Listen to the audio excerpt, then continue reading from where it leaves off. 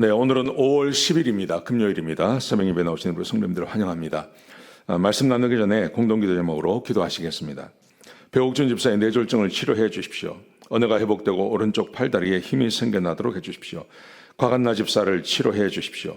권하자 집사가 다시 걷도록 해주십시오. 이승학 성도의 뇌종양 치료가 잘 되게 해 주십시오. 권현민 형제를 치료해 주십시오. 김에브라임 형제가 신장 이식을 속히 받도록 해주십시오. 김시희 집사가 걷도록 해주십시오. 김수진 집사가 재발하지 않고 치유되게 해주십시오. 오수조 선교사의 건강을 회복시켜 주십시오. 예수님의 이름으로 기도합니다. 아멘. 아멘. 오늘 본문의 말씀은 열왕기상 15장 9절에서 24절까지 말씀입니다. 진실하시면 하나님이 도와주신다 하는 주제로 하나님 말씀을 함께 나누시겠습니다. 남유다의 아사가 왕이 됩니다. 그의 아버지 아비암이 3년 만에 죽습니다. 그리고 3대 왕으로 남유다의 3대 왕으로 아사가 왕이 되었습니다. 그런데 오늘 10절에 보시면 그의 아버지 아비암은 3년밖에 그 왕의 자리에 있지 않았지만 오늘 본문에 보시면 아사 왕은 41년 동안 왕의 자리에 있었습니다. 41년 굉장히 긴 기간이죠. 솔로몬도 40년, 그리고 다윗도 40년 그렇게 있었는데요. 근데 아사 왕은 41년을 있었습니다. 근데 41년을 왕의 자리에 있었던 이유를 이렇게 설명합니다. 11절에 보시면 다윗과 같이 하나님 보시기에 정직하게 행했다고 되어 있습니다. 다윗처럼 정직하게 행했습니다. 여러분, 사람이 하나님 말씀에 정직하게 행했다는 말은 주의 말씀을 따라 살았다는 말입니다. 하나님 말씀을 따라서 신실하게 사시면 하나님께서 반드시 도와주십니다. 이 아사 왕의 아버지 아비암은 그렇지 못했죠. 그래서 3년 만에 끝났습니다. 그런데 아사 왕 같은 경우는 하나님께서 그를 도우셔서 진실하게 살았으니까 그에게 41년을 살도록 왕의 자리에 있도록 그게 도와주십니다. 그 다음에 12절 13절에 보시면 남색하는 자를 쫓아내시고 동성애하는 걸 말하는 거죠. 동성애하는 자를 쫓아내고 그리고 우상을 없애버렸습니다. 거기다가 13절에 보시면 그 유명한 이야기가 나옵니다. 이 아사 왕의 어머니가 아세라를 섬긴다는 것을 알고 그를 폐위시켜 버립니다. 자기 어머니를 폐위시켜 버리고 우상을 부셔서 기드론 시내까지 다 뿌려버립니다. 하나님께서 이것을 보신 거죠. 하나님께서 이것을 보시고 그의 왕의 자리를 41년을 살도록 해주시는 것입니다. 얼마나 귀한 것입니까? 여러분, 우리는 하나님의 말씀대로 사는 것이 얼마나 소중한지를 어제와 오늘 말씀을 통해서 우리에게 가르쳐주고 있는 겁니다. 아사 왕은 하나님 말씀대로 살았습니다. 그래서 그에게 귀한 것을 주십니다. 근데 아사의 아버지는 그렇지 못했습니다. 그래서 3년 만에 그의 인생이 끝나버리는 것입니다. 그러므로 진실하게 하나님의 말씀을 따라서 사는 것이 매우 중요합니다. 그렇게 살 수만 있다면, 우리가 그렇게 살아간다면 하나님께서 반드시 내 삶을 축복하시고 우리를 도와주실 것입니다. 여러분, 이 말씀을 잊지 마시기 바랍니다.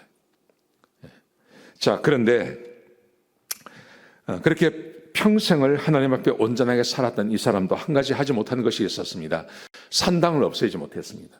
이 산당은 언제 생겨난 거냐 하면 솔로몬 때부터 생겨난 것이죠. 수많은 외국의 그 솔로몬의 첩들이 들어와서 우상들을 산당을 만들었는데 이것을 다 없애지 못했다고 했습니다. 그러나 아사는 하나님께서 도우셔서 그의 삶이 부족함이 없도록 해주셨던 것입니다.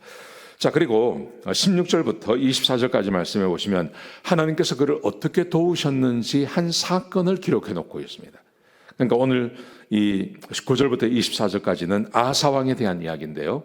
이 아사왕은 41년 동안 하나님께서 그를 도와주셔서 그가 신실하게 살았기 때문에 하나님이 그를 축복해 주셨습니다. 그러면서 한 사건을 보여주는 거예요. 이 사건이 어떤 거냐 하면 아사가 왕으로 있을 때 북이스라엘은 바아사였습니다. 바아사라는 자가 왕으로 있었습니다.